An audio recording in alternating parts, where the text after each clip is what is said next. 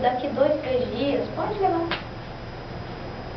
Peguei, saí, comprei, achei uma livraria, achei uma Bíblia pequenininha, assim. Ela tinha uma capa de couro, então a gente podia limpar. Então eu levei para a unidade de transplante, limpei aquilo tudo, a gente fez a desinfecção do livro, quase, se possível, né? Para poder entrar com ele, levei e entreguei. Aí ele falou para mim, agora me mostra aqui aonde é que eu tenho que ir para eu poder orar. E aí eu falei para ele, tenta os salmos. Acho que os salmos é uma boa pedida. Salmo é oração pronta. Acho que vai dar certo. E aí ele começou a ler os salmos da Bíblia. Um dia depois, ele virou para mim e disse assim, Melissa, me conta alguma coisa, alguma história de Jesus Cristo. Eu estou lendo aqui nos salmos e tudo, e fala sobre Deus, mas eu sei que não é só Deus. Não é Deus, Jesus e o Espírito Santo? Eu falei, Como é que é isso, Melissa? Me explica. Eu falei, pronto, agora tu me pegou mesmo. Eu falei, porque como é que eu explico a Trindade Divina para você, se nem eu consigo entendê-la direito? Gente, e eu falo assim, Deus é fantástico, porque na hora eu pedi, falei, meu Deus, me ilumina, eu preciso explicar para ele. E aí eu falei para ele, simples, muito simples.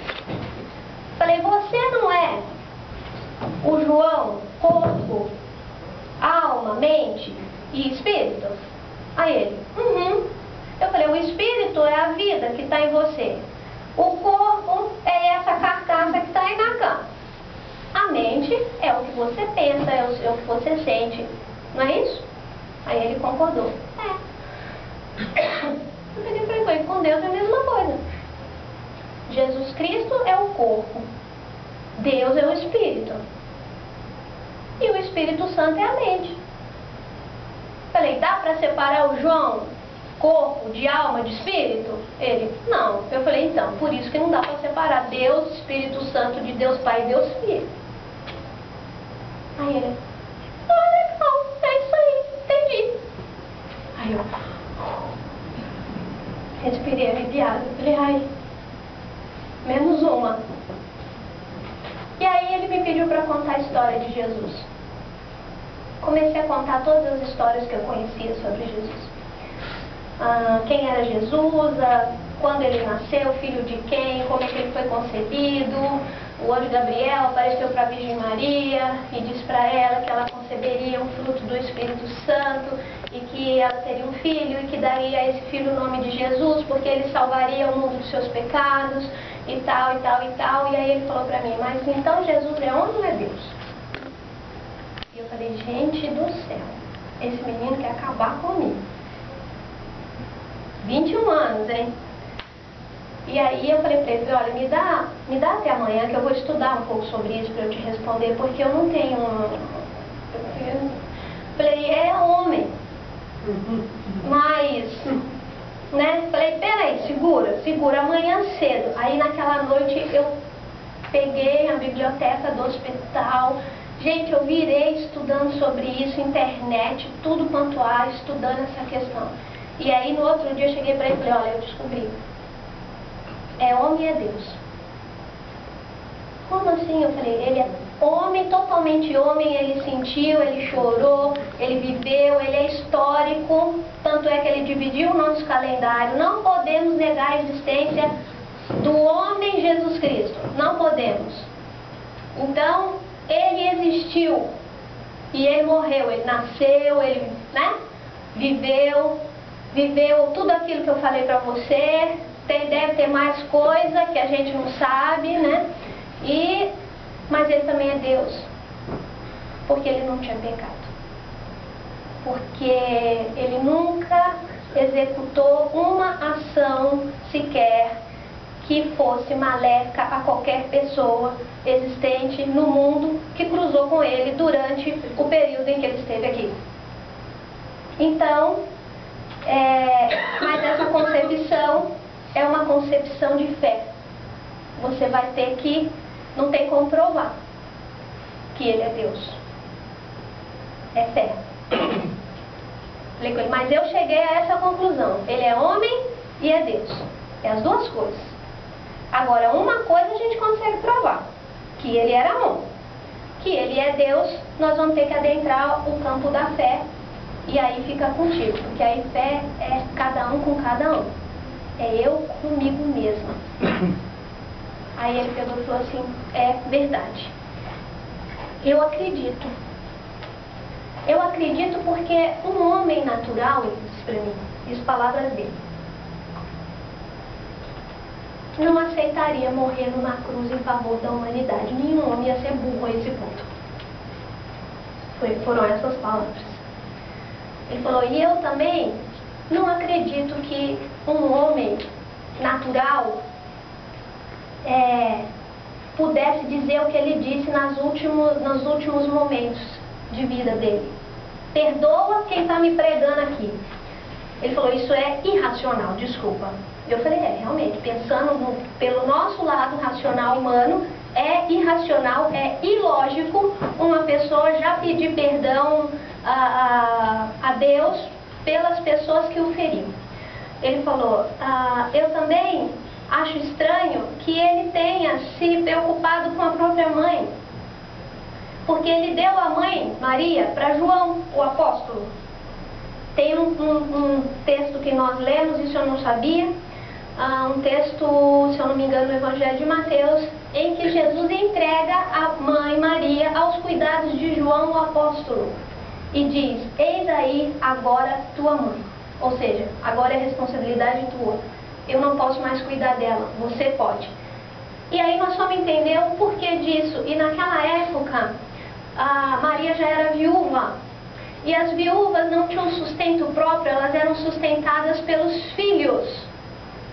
E normalmente pelos filhos mais velhos, os primogênitos, que era Jesus, o mais velho de Maria. Como Jesus estava morrendo na cruz, ele ia ficar sem sustento.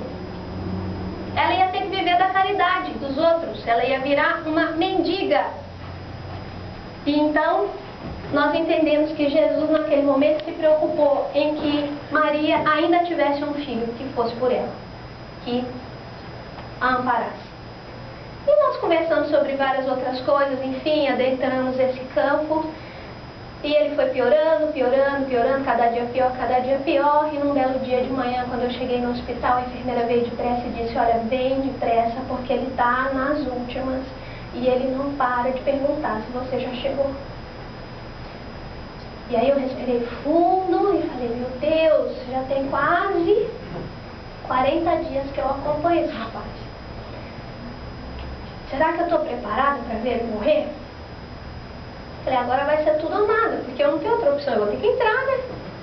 Ela, vai, porque ele está te chamando, vai, ele está perguntando toda hora. E aí eu fui, entrei no quarto, e ali dentro do quarto eu encontrei o João semi-sentado, com catéter de oxigênio. Ele respirava e tinha períodos de apneia, ou seja, ele respirava, tinha um período que não respirava, depois dava um suspiro bem grande, assim, aí parava de novo, e aí eu falava, meu Deus, foi o último, agora ele não vai mais respirar. E aí de repente ele, sabe, bem assim mesmo, e falava com dificuldade, tremia muito, estava com as mãos frias, pegajosas, suando, frio. E aí ele falou, a hora que ele me viu entrar no quarto, ele esboçou um meio sorriso e disse pra mim assim, ainda bem que você chegou, eu não queria morrer sozinho. Eu falei, não, eu tô aqui contigo. Falei que eu ia estar aqui com você. Tô aqui com você. Aí ele, segura minha mão para saber que você não vai sair de perto de mim. E eu agarrei a mão dele e falei, eu estou aqui com você, eu não vou deixar você, eu vou ficar com você. E aí ele ali segurando a minha mão, ele me pediu, canta pra mim uma música. Eu sei que eu tô indo e eu quero ir com música. Eu não quero ir no silêncio. E eu falei, tá bom. Eu falei, que música você quer ouvir? Aí ele, canta alguma coisa que fala de paz. E aí ele deu um apertão assim na minha mão, assim mais firme, e falou pra mim assim, olha, quando eu encontrar com Jesus, eu vou dizer para ele que você faz um bom trabalho. Aquilo me deu um nó aqui. Eu falei, tá bom. Falei, obrigada, querido. Muito obrigada. E aí eu fui rever lá na minha infância uma música que fala de paz, uma música que fala de paz, aí achei uma. Esta paz que sinto em minha alma não é porque tudo me vai bem. Essa paz que sinto em minha alma é porque eu amo o meu Senhor. E aí eu cantei essa música para ele, lá do fundo do baú. E o último suspiro dele foi ouvindo essa música agarrado na minha mão.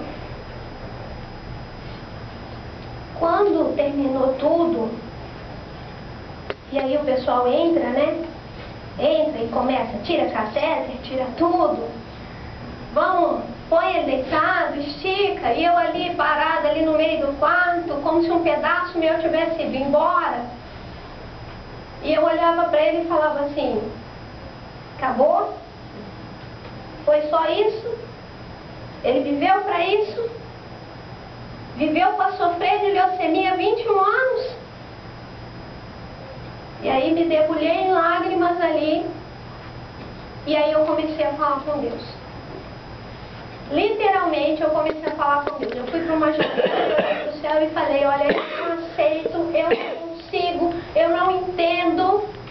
E se o Senhor quer que eu trabalhe nessa área, o Senhor vai ter que esclarecer essas coisas para mim. O Senhor vai ter que falar comigo, cara. Vai ter que me encarar.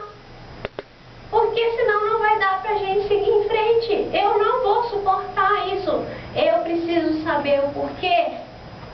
Eu preciso entender